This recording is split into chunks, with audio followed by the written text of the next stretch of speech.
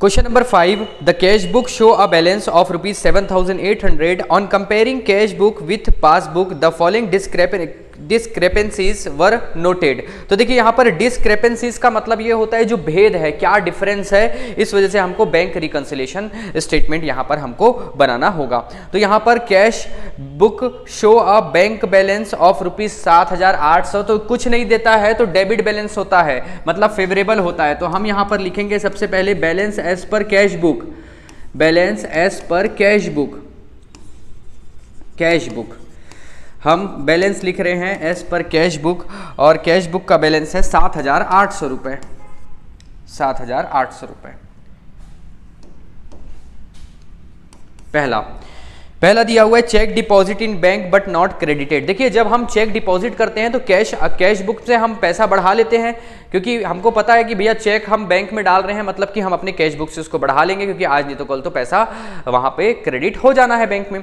लेकिन जिस दिन हम बैंक रिकंसिलिएशन बना रहे हैं उस दिन बैंक में पैसा अभी तक के जमा नहीं हुआ है, मतलब कि बैंक बैलेंस अभी कम दिखा रहा है, पासबुक में कम दिखा रहा है। तो हम क्या करेंगे, कैश बुक को भी कम कर देंगे। तो कैश बुक में हम कम कर देंगे कितना, 3,000 रुपये, 3,000 रुपये।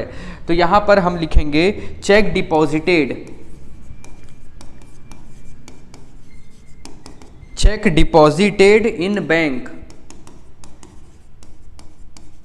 But not credited, not credited but not credited. तो यार क्रेडिटेड नहीं हुआ है तो हम क्या करेंगे, हम कैश बुक को भी वापस कम कर देंगे। दूसरा है check issued but not yet presented,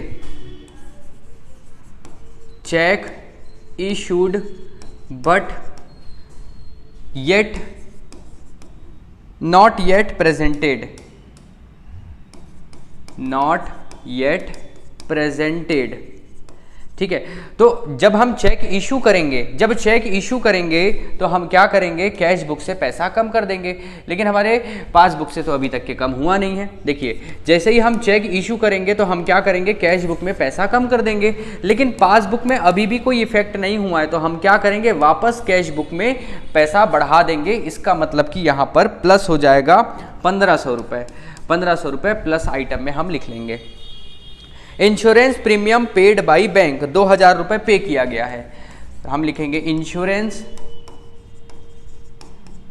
premium paid by bank, paid by bank, bank insurance premium पे कर रहा है। बात को समझना, यहां पर क्या हो रहा है, जब इंश्योरेंस प्रीमियम पे किया जाएगा तो यहां पर जो पासबुक है, पासबुक से पैसा कम हो जाएगा। क्योंकि कभी कभार क्या होता है, जैसे कि कोई अकाउंट होल्डर है वो बैंक में इन्फॉर्म कर दिया रहता है ऑटो डिडक्ट के लिए कि भाई हमारा इंश्योरेंस आएगा तो वो ऑटोमेटिक आप काट देना, या फिर जो ईएमआई रहेगा उसको ऑटोमेटिक काट लेना। कई लोग जो बिजली बिल होता है जो घरों में आता है तो उसको ऑटो डिडक्ट में डाल देते हैं, मतलब कि वो ऑटोमेटिक जैसे ही इलेक्ट्रिसिटी बिल आएगा और ऑटोमेटिक वो बैंक अकाउंट से पैसा कट जाएगा। ठीक है, हम लोग फोन पे या फिर पेटीएम में भी हम जब इलेक्ट्रिसिटी बिल पे करते हैं तो उसमें भी ऑप्शन आता है कि ऑटो डिडक्ट करना है कि नहीं, ऑटो डिडक्ट का परमिशन पूछता है। अगर ऑटो डिडक्ट में हम लगा देंगे ना तो क्या होगा, जब भी वो इलेक्ट्रिसिटी बिल आएगा ना ऑटोमेटिक पेमेंट हो जाएगा। तो यहाँ पर क्या हो रहा है, insurance premium paid by bank. तो यहाँ पर पासबुक में पैसा कम हो गया है, लेकिन हम कैश बुक में तो कुछ अभी तक किए नहीं है, तो हमको कैश बुक को पासबुक के बराबर लाना है, तो हम कैश बुक में पैसा कम कर देंगे।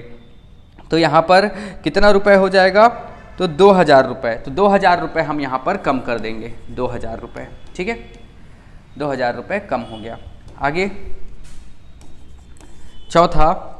चौथा देखिए, bank interest credited by bank, bank interest, bank interest. देखिए bank interest credited by bank, credited मतलब कि हमारे बैंक अकाउंट में पैसा आ गया, लेकिन हमको तो पता नहीं है, क्योंकि हमारे पास, आप ऐसा एज्यूम करो कि हमारे पास मोबाइल नहीं है, ना ही हमारे पास मैसेज आएगा, कोई इन्फॉर्मेशन नहीं मिल रहा है। ये पहले के समय बनाया जाता था। आज की डेट में अगर बात करें तो आज की डेट में बैंक रिकंसिलिएशन शायद नहीं बनाया जाता होगा, क्योंकि जो भी हम पेमेंट करते हैं वो तुरंत हमारे अकाउंट में पता चल जाता है, तुरंत मैसेज आ जाता है कि हमारा अकाउंट डेबिट हुआ है कि क्रेडिट हुआ है, या फिर हम घर बैठे बैठे बैंक के ट्रांजेक्शन जितने भी हमारे पासबुक, आजकल तो पासबुक इस्तेमाल नहीं होता, हम ऑनलाइन ही पूरे ट्रांजेक्शन देख सकते हैं, महीने भर का कितना पैसा आया है और कितना पैसा गया है, तो उससे हम उसका प्रिंट आउट निकाल कर ही बस मैच कर सकते हैं। ठीक है, तो देखिए bank interest credited by bank, तो यहाँ पर क्या होगा, पासबुक में पैसा हमारा बढ़ गया है लेकिन कैश बुक में हम कुछ नहीं किए हैं क्योंकि हमको पता नहीं था।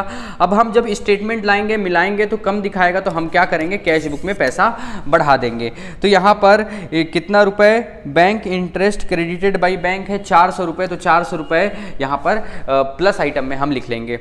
आगे देखिए बैंक चार्ज, पांचवा है बैंक चार्ज।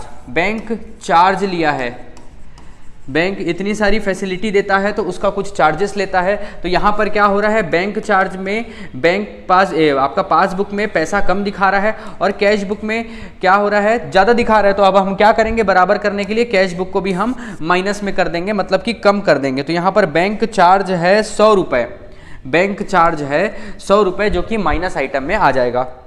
उसके बाद डायरेक्टली डिपॉजिट बाय कस्टमर। अब क्या कर रहे हैं, क्या हो रहा है, कोई कस्टमर डायरेक्टली हमारे बैंक अकाउंट में पैसा जमा कर दे रहा है।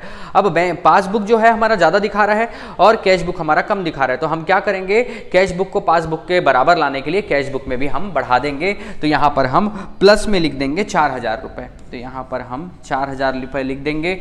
और ये जो छठवां होगा ये है directly deposit by customer, directly deposit by customer. यहाँ डायरेक्टली कस्टमर डिपॉजिट कर रहा है। अब हम करेंगे टोटल। यहाँ पर ये 7800, 7, 8, 9, 10, 11, 12, 13, 700, 13, देखिए 7800, 1500, ये 400 और ये 4000, इसको प्लस करेंगे तो ये 0, फिर ये 0, उसके बाद हो गया ये हो गया 5 और 4 9, ये हो गया 17 का 7, 7, 8, 9, 10, 11, 12, 13, 13,700 रुपये आ रहा है, 13,700 रुपये, जिसको हम माइनस आइटम में भी लिख देंगे 13,700, जिसमें कि हमको 5,100 रुपये माइनस करना है। 3,000 और 2,000, 5,000 और 5,100।